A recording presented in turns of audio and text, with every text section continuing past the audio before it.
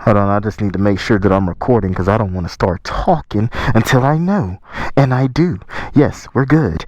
Anyways, so I just wanted to say, I've been riding this bike for about 3 years. I've had it for 3 years. I bought it when it came out in 2021.